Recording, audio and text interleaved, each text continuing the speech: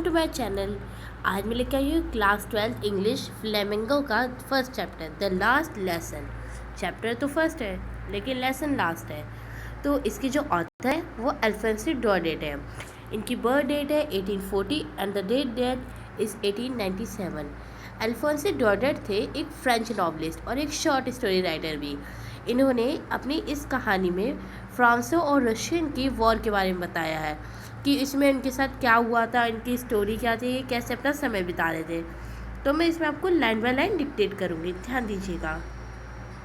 I started for school very late that morning and was in great dread of a scolding, especially because Mr. Hamill had said that he would question us and participles and I did not know the first word about them. इसमें कह रहे हैं कि कहानी का वक्ता जो कि फ्रांस है उसका वो एक स्कूल जाने वाला बच्चा था। सुबह वह डर गया था क्योंकि वो देर से उठा था और देर से उठने पे उसे डर तो होगा ही कि स्कूल लेट पहुंचेगा। उसकी जो शिक्षक है एम हैमल उसको पनिश करेंगे और उसको सबसे ज़्यादा पनिशमेंट इस बात में मिलेगी कि उसे पार्टिसिपल्स में कोई रुचि नहीं थी। आपने ग्रामर में पार्टिसिपल्स तो पढ़े ही होंगे, इसलिए उसे डांट जाने से अधिक डर था। आगे बढ़ते हैं हम।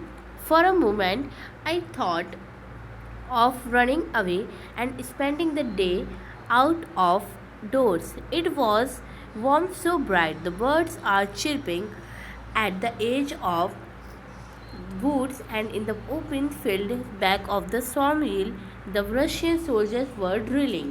स्कूल जाने के बारे में सोचते हुए फ्रांस ये भी सोच रहा था कि उसके दिमाग में एक और विकल्प था, स्कूल जाने और गर्म और चमकदार मौसम में दिन का आनंद लेने का। वह उस दिन दृश्य का वर्णन करता है। पेड़ों पर चहकाती हुई पक्षी और चील घर के पीछे ड्रिल कर रहे परछाई सैनिकों के शोर को भी सुना जा सकता था। जब वो स्कूल जा रहा था तो ये सब उसे सुनाई पड़ता है। आगे बढ़ते हैं। It was all much more tempting than the rule for participants, but I had the strength to resist and hurried off to school. बाहर का दृश्य स्कूल की तुलना में अधिक आकर्षक था, लेकिन फ्रांस ने प्रलोभन का नियंत्रित किया और स्कूल जाने के लिए चुना। उसने अपने मन को कंट्रोल कर लिया। उसने कहा नहीं, स्कूल तो जाना ही है। When I passed the town hall, there was a crowd in front of the bulletin board. For the last 2 years, all our bad news had come from there. The lost battles, the draft, the order of the commanding officer, and I thought to myself, without stopping, what can be the matter now? जैसे ही France शहर के हाल में गुजरा, उसने notice board पर भारी भीड़ देखी जो पर्शिया के साथ युद्ध की शुरुआत 2.5 साल पहले ही हो गई थी और तब से बुरी खबरें जैसे कि युद्ध हारना, दुश्मन का आक्रमण कर देना, ऐसी खबरें सुनाई दे रही थी और लहरन का कब्जा यानी पर्शिया आदि को इस बुलेटिन बोर्ड के माध्यम से लोगों को सूचित किया गया। फ्रांस ने स्कूल की ओर चलता रहा और अपने मन में सोचा कि अब बोर्ड में क्या खबर हो सकती है। आगे बढ़ते हैं हम।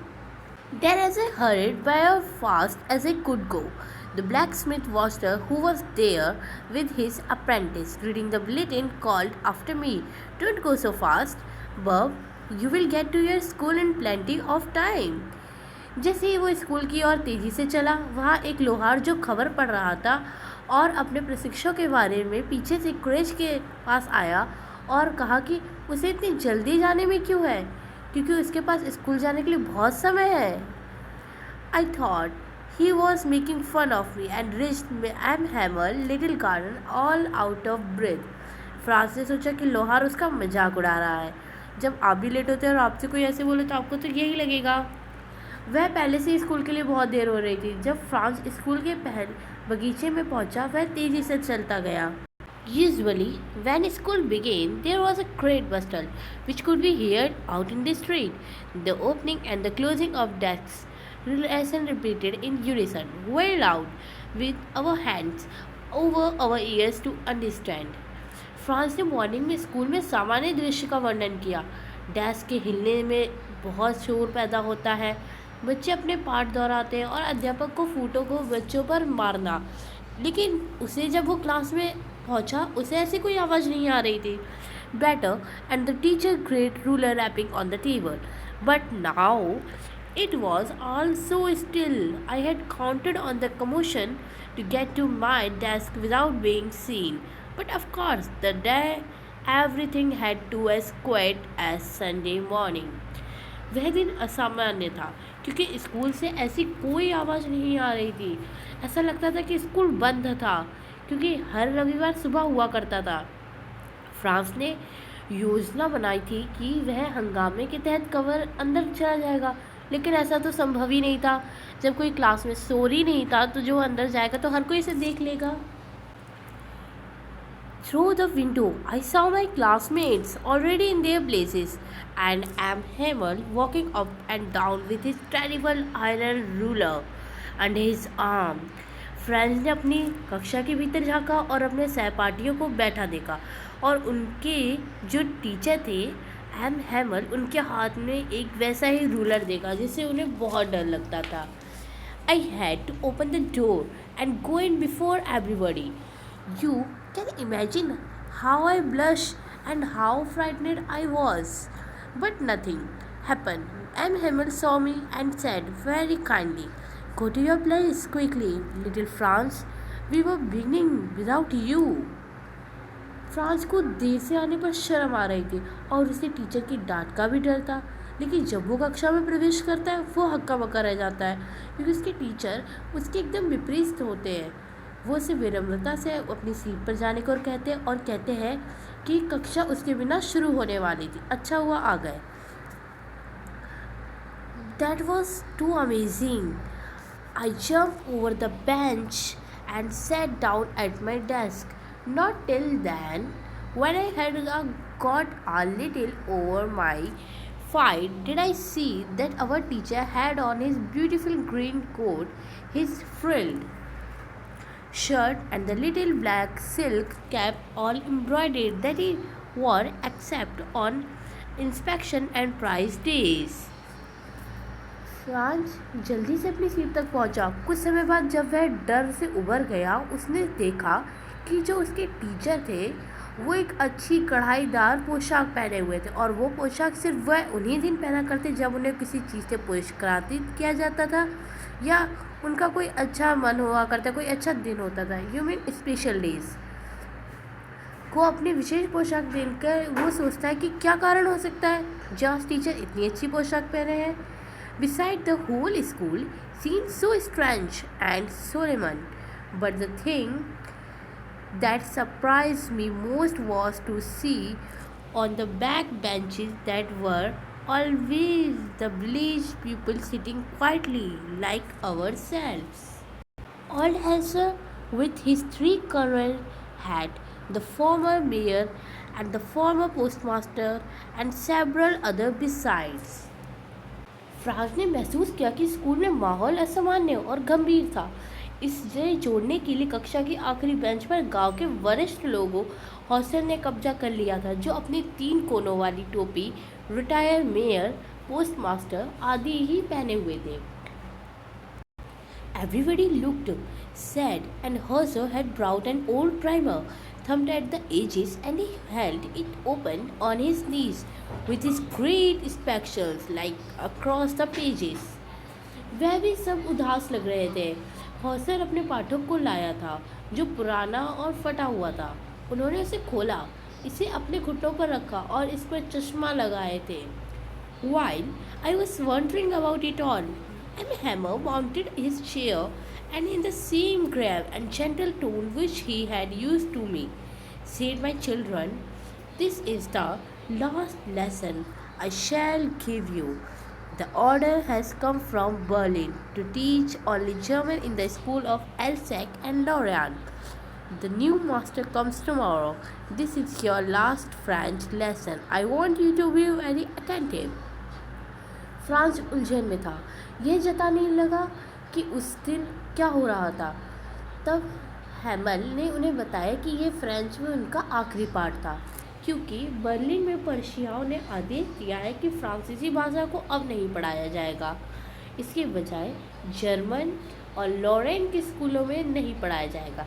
इसके बजाय सब लोग लॉरेन को पढ़ेंगे।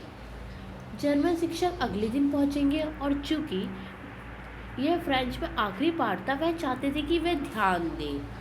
What a thunderclap! These words were to me.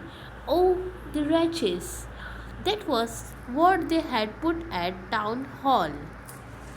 My last French lesson, why I hardly knew how to write. I should never learn any more. I must stop there.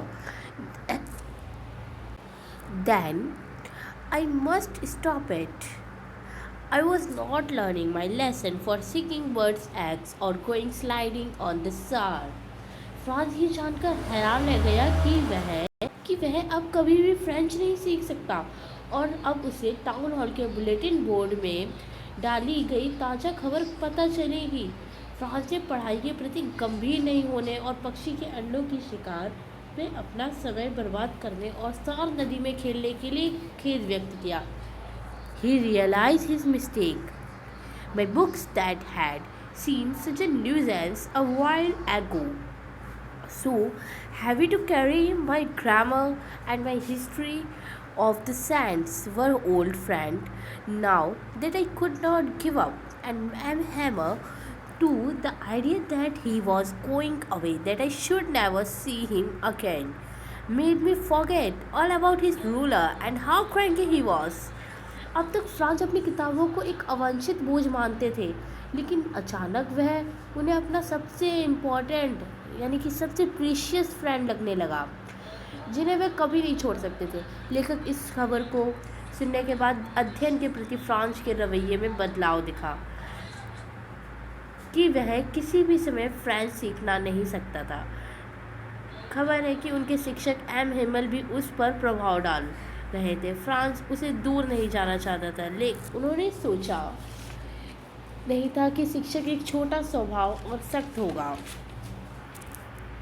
Poor man, it was in honor of this last lesson that he had put on his fine Sunday clothes, and now I understood why the old man of the village were sitting there in the back of the room. It was because they were sorry to that they had not gone to school more. It was their way of thanking our master for his 40 years of faithful services and of showing their respect for the country that was there no more. गांव के लोग कक्षा में आ गए थे क्योंकि वह इस बात के लिए पश्चाताप करना चाहते थे कि उन्होंने बचपन में अच्छी पढ़ाई नहीं की। वे अपने शिक्षकों की 40 साल की सेवा को उन्होंने बर्बाद कर दिया। इसके अलावा वे अपने देश के प्रति सम्मान दिखाना चाहते थे और अपनी मातृभाषा के रूप में दुखी सम्मान दिखाना चाहते थे। फ्रेंच अब उन्हें नहीं सिखाया जाएगा, उन्हें इस बात का अफसोस था। अब हम नेक्स्ट वीडियो में अपने चैप्टर को कंटिन्यू करेंगे। अगर आपको ये वीडियो अच्छा लगा हो तो मेरे चैनल को लाइक करिए, सब्सक्राइब करिए और शेयर भी करिए, इससे और लोग को भी हेल्प मिले। Thank you.